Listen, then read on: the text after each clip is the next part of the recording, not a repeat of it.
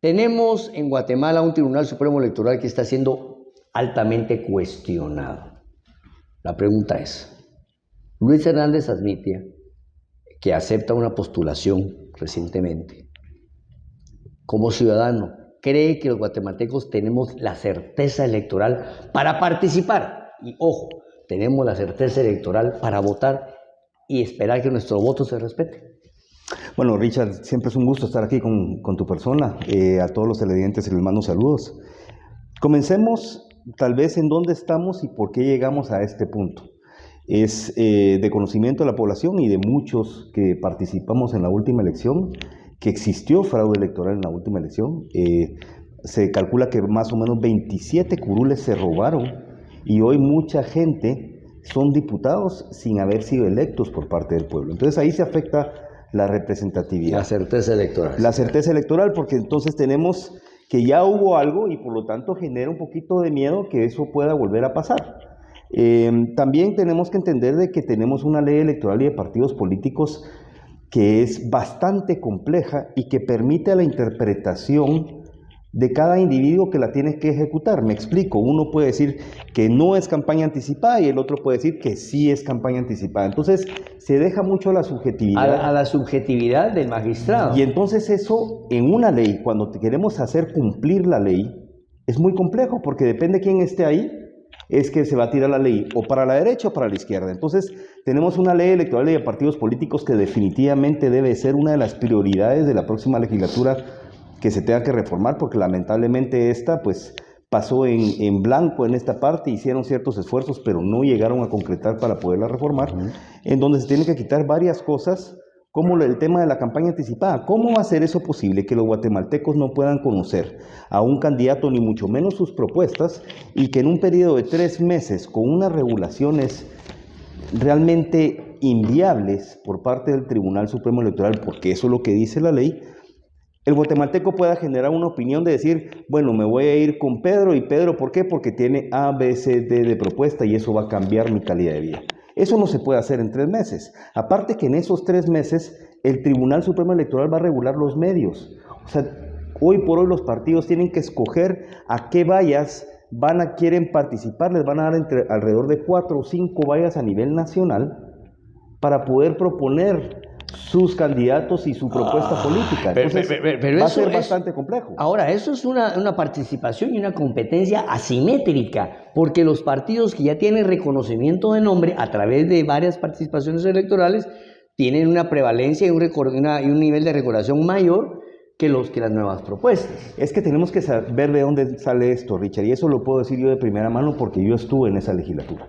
O sea, de los primeros decretos que salen en la 8ª legislatura, que es el periodo 2016-2020, fue la reforma a la ley electoral y de partidos políticos. En su momento, el diputado Mario Taracena, que era presidente del Congreso, que recibía órdenes en inglés, como él mismo lo dijo, y con incidencia por parte de esa nefasta institución que estuvo en el Estado, que fue la CICIG, lo que hicieron fue amaniatar la ley electoral y de partidos políticos con el fin de poder controlar inclusive quiénes se postulan a eso. Me recuerdo que inclusive en la última elección la CICIG fue la responsable de capacitar y supervisar a las personas que tenían que ir a controlar los medios a nivel nacional. ¿Con qué fin? Pues ya hoy por hoy, que como muy bien dice, pues la historia nos dará la razón. Hoy por hoy ya nos da la razón de que la CICIG era un ente político que quería impulsar una agenda ideológica y por lo tanto lo que utilizaron al haber capacitado a esa gente dentro del Tribunal Supremo Electoral es poder quitar a varios candidatos que no representaban sus intereses. Entonces, ¿de dónde nace esto? Mario Taracena. ¿Dónde pertenecía Mario Taracena? Pues al partido hoy por hoy más grande, como ellos dicen, y es cierto que la UNE, y entonces lo que dejaban es de que dejaban a todos esos pequeños partidos que iban a nacer, pues en condiciones desiguales, como muy bien mencionaste. Sin embargo, uno de esos partidos pequeños, que es el Partido Semilla, logró ingresar varios diputados, ¿verdad? Lo cual es curioso, ¿verdad? Bastante curioso, Richard, pero tiene una razón del porqué. Primero, ellos fueron parte del fraude electoral. En la ciudad de Guatemala ellos lograron 66,000 votos. sin haber tenido un candidato a la presidencia. Los que estamos en la cosa política y entendemos la dinámica política en Guatemala, siempre es importante llevar un candidato a la presidencia.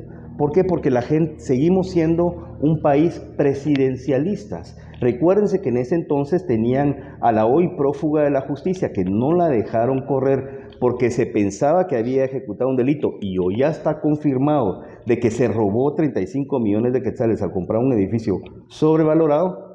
Pues ya me imaginarán qué es, Tel Maldana. Y con eso, al no poder participar Tel Maldana, se van sin candidatos, logran 66,000 votos supuestamente, y su candidato a alcalde, que es Álvaro Vélez, o fue Álvaro Vélez en su momento, logró 47,000 votos. ¿Qué dicen hoy cuando ya entendemos la dinámica? Pasaron dos cosas. Primero, como te vuelvo a repetir, fueron parte del fraude electoral.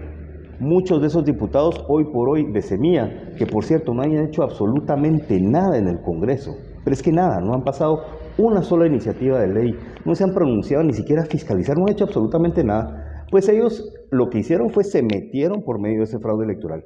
Y la segunda cosa que hicieron, ya hoy que ya empiezo a recorrer los asentamientos, que uno empieza otra vez a ver y a visitar a los amigos, a ver cómo están las condiciones para formarse una idea de cuáles son las necesidades, me comentan de que lo que hubo fue, inclusive, pagaron por el voto. Entonces, tenemos un partido que eso es delicado. No, claro, es que pagaron por el voto. Un día antes de las elecciones juntaron a gente para pagar por el voto. Entonces, tenemos un partido que en su momento, hoy por hoy ya sabemos la realidad de lo que es Semilla, pero en su momento se daba baños de pureza.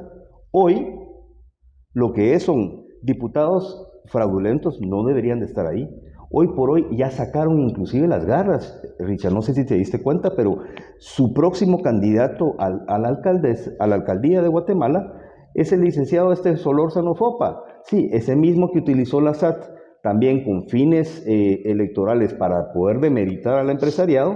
Hoy por hoy corren en lo que yo le llamo la trinca infernal. ¿Por qué la trinca infernal? Está compuesto por URNG, pues URNG viene de la guerrilla de Guatemala, por WINAC, en donde el candidato a la presidencia es Amílcar Pop, que por cierto tenía plazas fantasmas en la PDH con Jordán Rodas, y Semilla.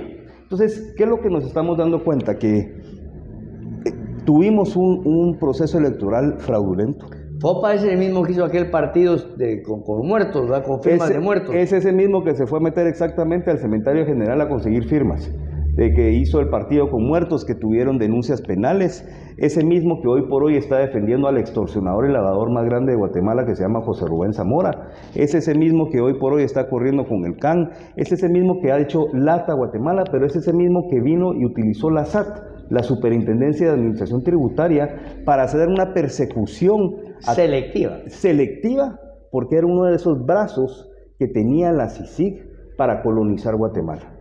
Bueno, hay que reconocer, porque de todo eso, de que en esa persecución selectiva sí le puso el dedo a algunos que habían llevado una su doble contabilidad a los muchachos, ¿verdad? Bueno, tenemos un exceso de oferta electoral. Hay 27 partidos, Luis. ¿Será que, por ejemplo, que esto viene a debilitar la democracia en el tema de que, bueno, oiga, hay un muchacho simpático, buena gente, don Carlitos Pineda, mi amigo simpático, buena gente, va de partido en partido, va usted, pero entonces veo esto, veo que por ahí aparecen unos partidos muy nuevos. ¿Esto es un pierde-gana? ¿Esto es producto de la misma ley electoral o es una mafia para empezar a vender fichas políticas en la próxima elección? Bueno, Carlos Pineda. El Pirruris. Dios mío. Así es conocido en el bajo mundo, Carlos Pineda. Ay, los muchachos no perdonan. Dijo algo muy cierto. Y al final, ¿quién me da jalón para poder llegar? Y lo que tenemos en Guatemala, lamentablemente, son vehículos electorales, Richard. Sin ideología, sin fundamento, sin bases. Yo tuve la oportunidad de participar en un proceso electoral en México. Fui a coordinar una campaña a Nuevo León en México. Y ahí sí son verdaderamente instituciones políticas. El PRI por un lado, el PAN por el otro, Movimiento Ciudadano va por otro, Morena por otro. Que si bien Movimiento Ciudadano y Morena nacen del PRI, hoy por hoy ya son instituciones que ya tienen sus cuadros, ya tienen su ideología, ya tienen sus equipos de trabajo. Claro. Aquí en Guatemala tenemos 30 partidos políticos que van a participar y con la coalición de uno de ellos, pues vamos a tener probablemente 29 candidatos a la presidencia. Si miramos en la votación para diputados, Richard, que lamentablemente no votamos por la cara de los diputados, que es otra de las reformas que tenemos que hacer a la ley electoral y de partidos políticos para que la gente sepa por quién está votando, que salga la cara de la persona para quien están votando, hoy por hoy vamos a tener como que si fuera un tablero de lotería, inclusive más difícil, porque la lotería no tiene más de 20 cuadros, este va a tener 29. Usted va a tener 29 cuadros y cuando el ciudadano recibe esa papeleta, pues va a tener un montón de símbolos, que eso va a costar realmente que el ciudadano entienda que está votando por el que lo va a representar ante el Congreso de la República. No tenemos listados abiertos, que es lo que tienen todas las democracias, porque los gringos, que supervisan todo en Guatemala, que meten la nariz en todo en Guatemala, eso no nos lo dan. Eso no lo proponen. ¿Ah? Los gringos tienen elección por subdistritos, pero eso no lo tenemos en Guatemala. O sea, en la capital, por ejemplo, en tu caso, vos fuiste proclamado como candidato a diputado en el estado metropolitano. Y obviamente ahí son como 12 diputados. ¿Cuántos? 11. 11 diputados. Pero qué diferente sería que esos 11 diputados estuvieran divididos por distritos.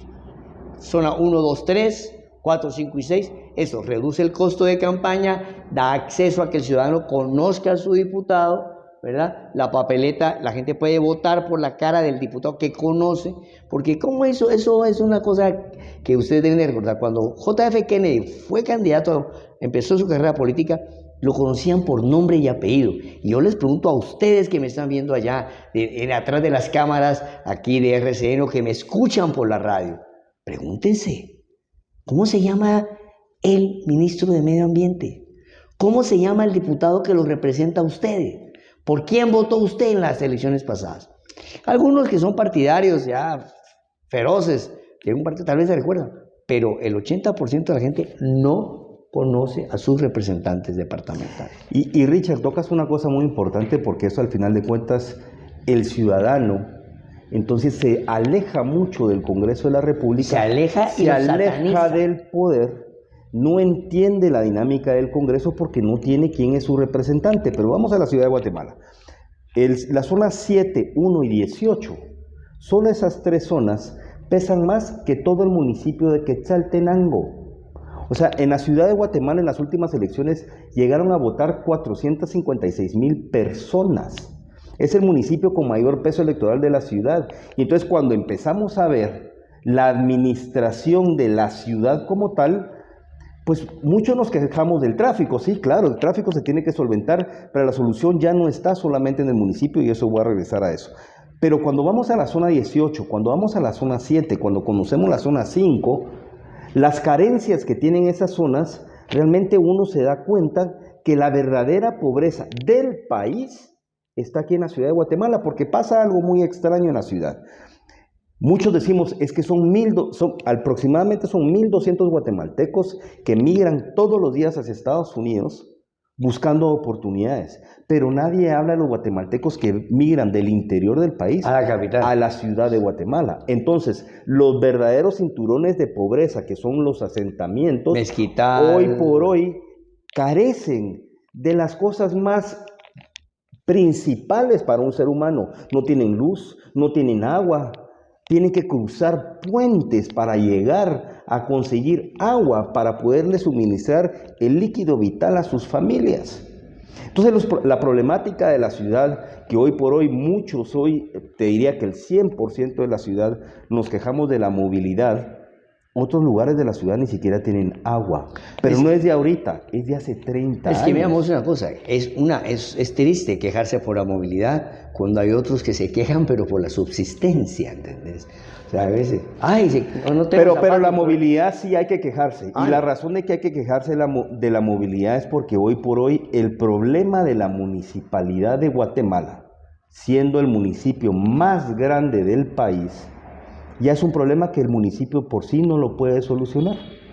Yo ya fui diputado, Richard, tuve la oportunidad de entrar al Congreso planteé 20 iniciativas de ley y dentro de esas, la iniciativa 5578 lo que proponía era crear una Secretaría de Movilidad y de Agua. ¿Qué significa eso? Porque los grandes problemas del municipio de Guatemala son causados porque hoy por hoy el desarrollo del país se centra en el municipio de Guatemala. Yo no sé si sabían, pero hoy un buque que atraca en el puerto Quetzal y que quiere ir su mercancía por medio de un transporte, por medio de un tráiler hacia el norte, hacia el Atlántico, tiene que pasar por la ciudad. La ruta interamericana, que es la que cruza toda Americana, pasa por la ciudad. Hoy por hoy la ciudad es una ciudad dormitorio en donde vienen y más o menos se calcula que son 3.5 millones de vehículos que transitan en la ciudad. Entonces, ¿qué es lo que pasa? Ya los problemas ya no solo son ya sobrepasan. Entonces, el que te diga el alcalde que te venga a decir, yo voy a solucionar eso, perdón, pero es paja. Eso no se soluciona así. Ya es un problema de país. ¿Qué planteaba yo en esa iniciativa de ley? Que se creara la Secretaría para poder hacer, 1, un verdadero periférico, 2, el metro. Y el metro tiene muchísimas repercusiones. El metro en otros países súper avanzados o que nos llevan años luz, hablemos de Inglaterra o hablemos de Nueva York. En Nueva York hicieron el metro hace cientos de años. Pero cuando hacen el metro, abajo van lo que se conocen las cloacas. ¿Las cloacas qué sirve? Para llevar aguas negras, para el flujo de aguas negras y por lo tanto llevan el agua negra para las plantas de tratamiento, no llegan hoy por hoy a lo que estamos viendo, el río Las Vacas que va a caer a Matitlán, el Villalobos, que una contaminación pero fuertísima. El 95% del agua de Guatemala está contaminada con E. coli, que eso es heces fecales. Y entonces, ¿qué es lo que pasa con eso? Pues miremos las repercusiones de eso. Hoy por hoy, la consulta número 1 de las personas hacia el médico son por problemas de diarrea. Entonces, al final de cuentas, todo tiene un amarre, que entonces la propuesta es hacer un metro. El metro lo tiene que hacer el Ejecutivo. ¿Por qué? Porque ya es un metro que trasciende las fronteras municipales, ya debería llegar a Misco, debería llegar a Santa Catarina, debería llegar a Fraijanes, inclusive extenderlo más, tener una cloaca para poder todas las aguas servidas llevarlo a una planta de tratamiento y por medio de esas cloacas también llevar agua, por medio de esas cloacas también llevar electricidad. Porque por hoy miramos postes con una decoración de unos cables de la Gran Diabla, que al final de cuentas eso también es peligroso. Entonces, si seguimos haciendo lo mismo, si pensamos que las cosas van a cambiar eligiendo a los mismos, pues como decía alguien que era considerado uno de los genios más importantes del país, esa es la definición de locura, seguir haciendo lo mismo y esperar resultados diferentes. Bueno, vamos a un pequeño corte comercial y regresamos aquí con Luis.